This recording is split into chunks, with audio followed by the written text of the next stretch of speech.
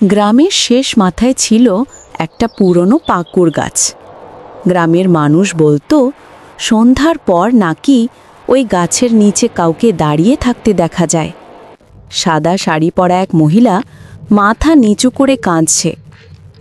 একদিন গ্রামের যুবক কাঁদের সাহস করে রাত ৯টার দিকে ওই গাছের দিকে যায়। দূর থেকে সে কান্নার শব্দ শুনতে পায়, নরম, ঠান্ডা, গা শিউরে ওঠা একটা ডাক। কাদের টর্চ জ্বালাতেই কান্না থেমে যায়, কিন্তু হঠাৎ পিছন থেকে কেউ ফিসফিস করে বলে, ফিরে যাস না।